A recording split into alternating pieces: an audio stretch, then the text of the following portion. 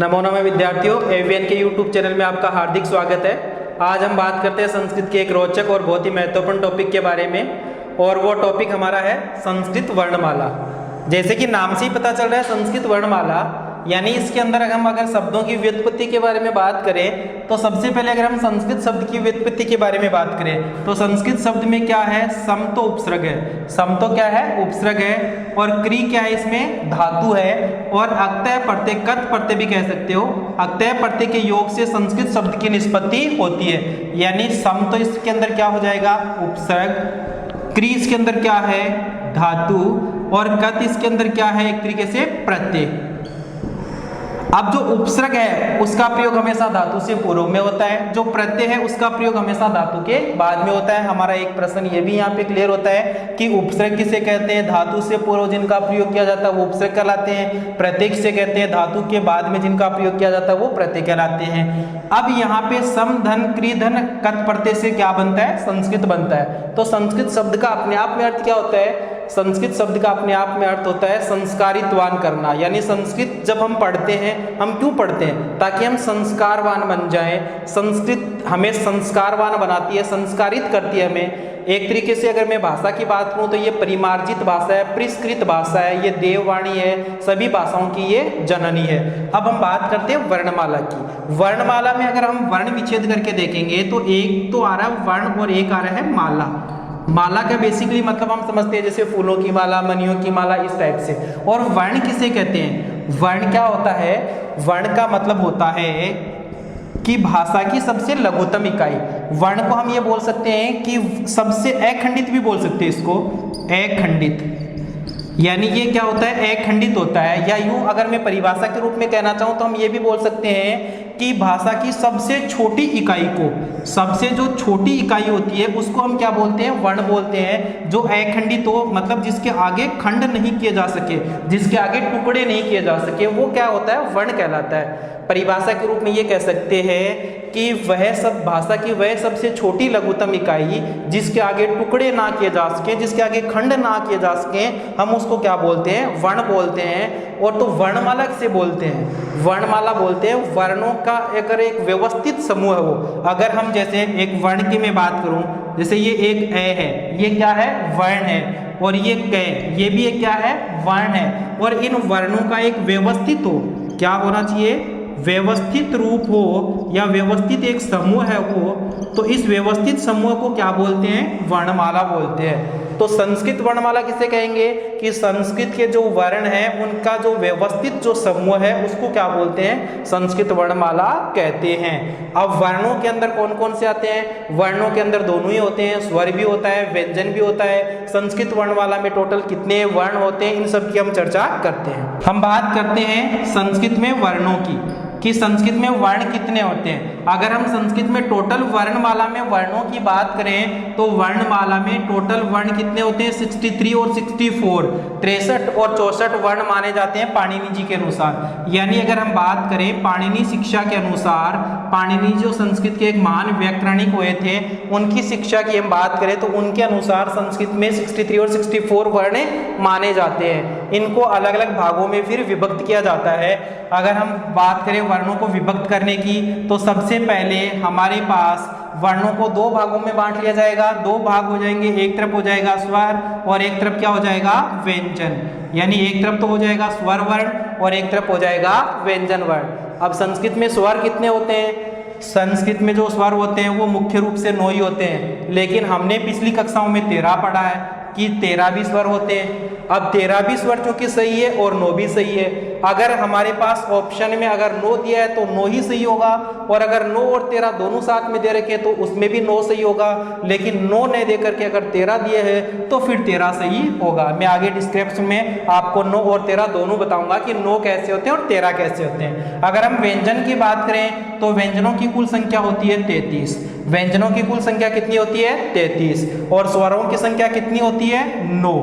संस्कृत में मूल स्वर कह दो या जो स्वर है वो कितने होते हैं, कुल 9 ही होते हैं। ठीक है, अब बात आती है कि स्वर किसे कहते हैं। हमने पढ़ा वर्ण किसे कहते हैं, भाषा की सबसे छोटी इकाई को वर्ण कहते हैं। तो फिर स्वर किसे कहते हैं, स्वर स्वतंत्र ध्वनि को स्वर कहते हैं। या ये कह सकते हो कि जिनको बोलने और लिखने में किसी अन्य वर्ण की सहायता ना लेनी पड़े वो क्या होते हैं, स्वर होते हैं। यानी वे जो वर्ण अपने आप में कैसे होने चाहिए, स्वतंत्र होने चाहिए, जिनको बोलने में और लिखने में किसी दूसरे वर्ण की सहायता ना लेनी पड़े वो तो होते हैं स्वर। जैसे हम कह सकते हैं ये ए, ये आ, ये ई, ये सब क्या है, अपने आप में स्वतंत्र है।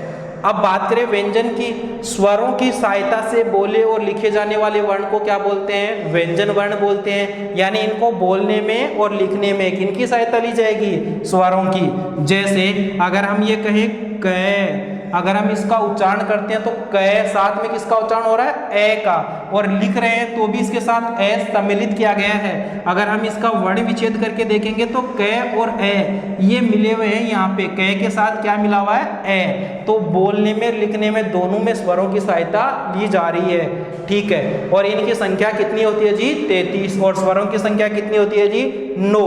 अब जब हम स्वरों की बात कर रहे हैं कि ये 9 होते हैं, ये स्वतंत्र बोले जाने वाले होते हैं, ये व्यंजन है, ये स्वरों की सहायता से बोले जाने वाले होते हैं। फिर इनकी भी अलग से एक कैटेगरी होती है कि ये जो 9 होते हैं ये 9 भी कितनी कैटेगरी में डिवाइड किए जाते हैं, और ये जो 33 होते हैं इनकी भी फिर अलग अलग कैटेगरी में इनको विभक्त किया जाता है। हम इनकी भी चर्चा करते हैं कि ये 9 कौन से होते हैं और ये 33 से कौन से होते हैं। हम बात कर रहे थे स्वर वर्णों की कि स्वर वर्ण होते हैं, ये 9 होते हैं, लेकिन ये 9 किस भाग में या किन किन कैटेगरीज में ये डिवाइड किए गए हैं, इनके बारे में हम चर्चा करके देखते हैं। पहले हम 9 के बारे में पढ़ेंगे कि ये 9 कौन से हैं। 9 स्वर होते हैं ये, जैसे ए हो गया अपना, ई हो गया, ऊ हो गया, री हो गया और लरी हो गया।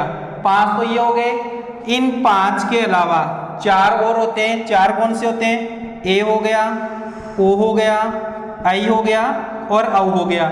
ये हो गए 4। अब ये जो ऊपर वाले जो 5 हैं, ए, ई, ऊ, री, लरी, इनको बोला जाता है मूल स्वर। इनको क्या बोला जाता है, मूल स्वर। और ये जो 4 हैं इनको बोला जाता है संयुक्त स्वर। इनको 4 को क्या बोला जाता है, संयुक्त स्वर बोलते हैं इनको। इनको संधेय वर्ण भी बोला जाता है, इनको बोला जाता है संधेय वर्ण। यानी ये संधि से बने हुए हैं। संधेय वर्ण इनको क्यों बोलते हैं, संधि से बने हुए हैं। संयुक्त वर्ण भी इसे इसीलिए बोलते हैं क्योंकि ये संयुक्त हो रखे हैं, ये 2 वर्णों के आपस में संयोग से बने हुए हैं। और इनको मूल स्वर क्यों बोलते हैं, क्योंकि ये मूल है, मौलिक है, अपने आप में ये मौलिक स्वर है, इनके साथ कोई दूसरे स्वर नहीं मिला हुआ। और ये संयुक्त स्वर है, इनके साथ में 2-2 स्वर साथ में मिले हुए हैं। अगर बात करते हैं कैसे मिले हुए हैं, अगर हम ए की बात करें कि ए कैसे बनता है, तो ए हमारा बनेगा, अगर हम ए की बात करें तो ए और ई अगर इनको जोड़ा जाएगा तो ए बनेगा। ए और ई को जोड़ेंगे तो क्या बनेगा, ए बनेगा हमारे पास। अब बात करते हैं ओ की कि ओ कैसे बनता है, ए और ऊ। अगर ए और ऊ को जोड़ा जाएगा तो इसका क्या बनेगा, ओ बनेगा। अगर ए और ऊ को जोड़ते तो इसका क्या बनता है, ओ बनता है। यानी ये जो दोनों वर्ण हैं ये हमारे पास बनते हैं गुणादेश से।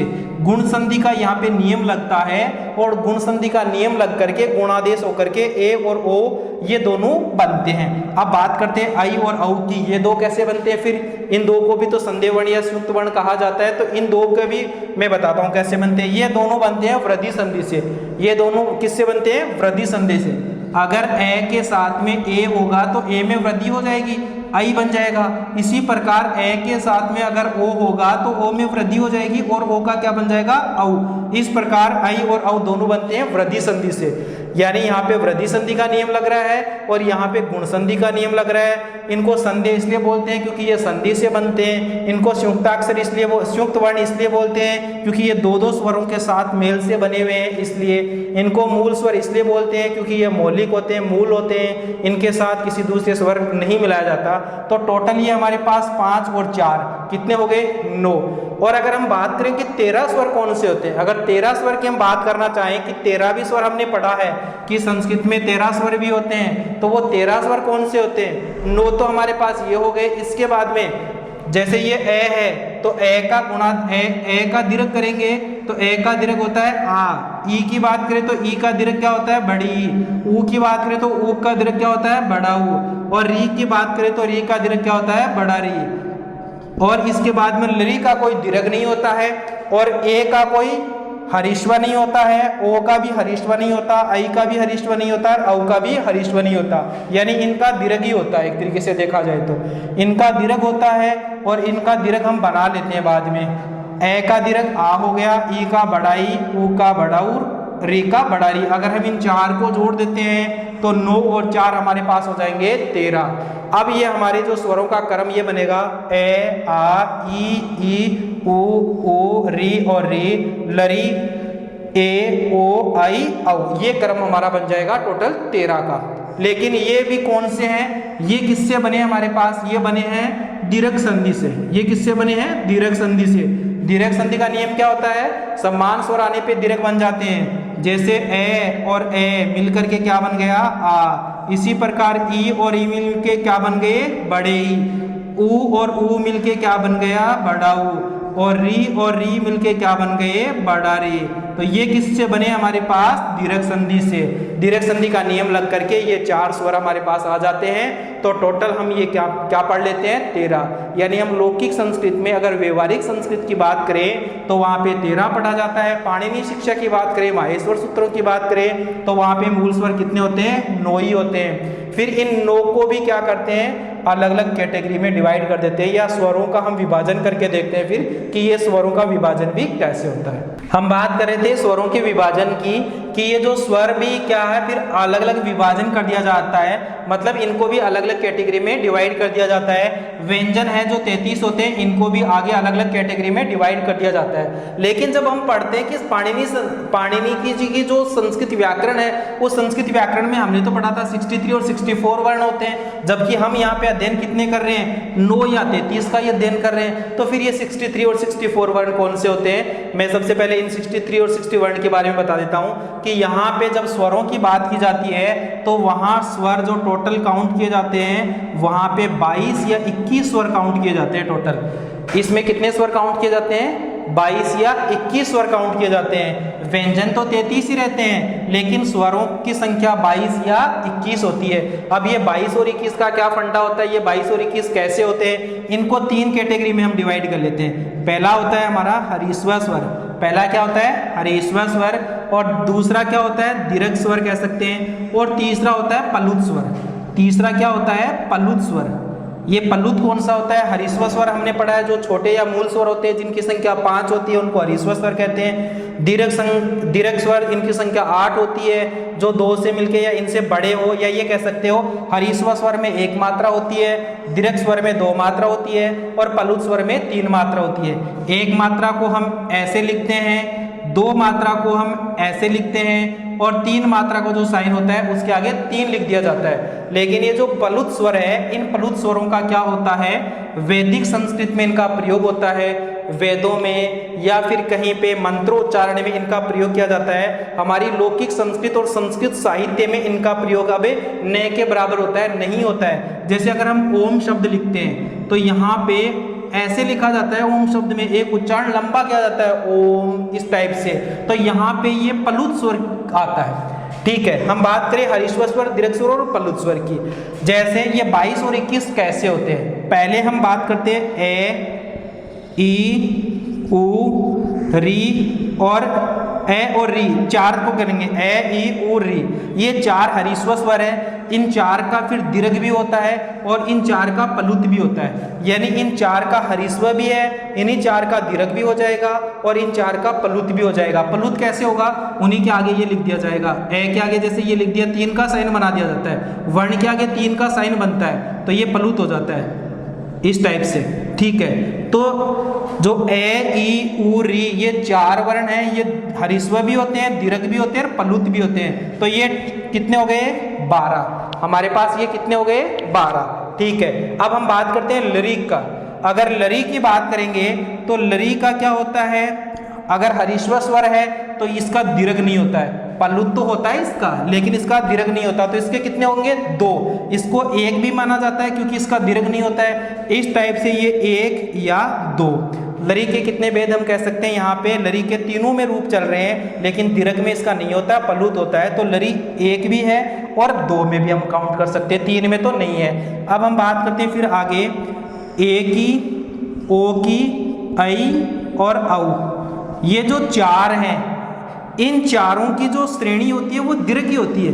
ये चारों क्या दीर्घ श्रेणी में आते हैं, ये ह्रस्व स्वर में नहीं होते हैं। ये चारों दीर्घ स्वर है, इनका छोटा नहीं होता है, ये अपने आप में दीर्घ है और इनका प्लुत भी होता है, दीर्घ भी होता है और प्लुत भी होता है। तो 4 दीर्घ में 4 ही प्लुत में, तो टोटल कितने हो जाएंगे, ये 8 हो जाएंगे।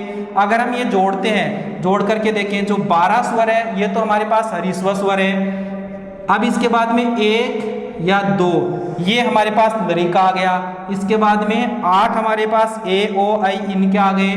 तो टोटल हमारे पास कितने हो गए, टोटल हमारे पास होते हैं 12 और 8 20, 22 और 1 23, कि ये हमारे पास 22 भी हैं। अगर हम लरी को हटा देते तो 21 भी रहते हैं और लरी के दोनों रूपों को जोड़ लेंगे तो यहाँ पे 23 भी होते हैं। ठीक है, ये हमारे पास, ये तो आ गया हमारे पास एक स्वरों का पैटर्न कि हमारे पास ये स्वरों की गिनती होती है।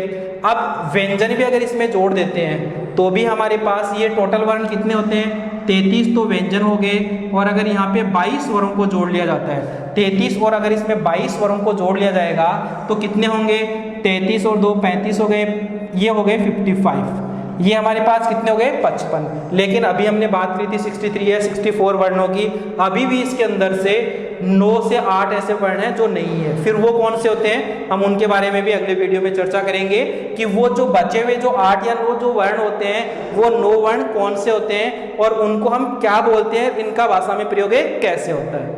आज के लिए हमारा वीडियो इतना ही है, इसके लिए धन्यवाद। अगर वीडियो आपको अच्छा लगे तो लाइक शेयर सब्सक्राइब जरूर करें। आगे वाले वीडियो में हम इन जो बचे हुए जो हमारे वर्ण हैं इनके बारे में चर्चा करें।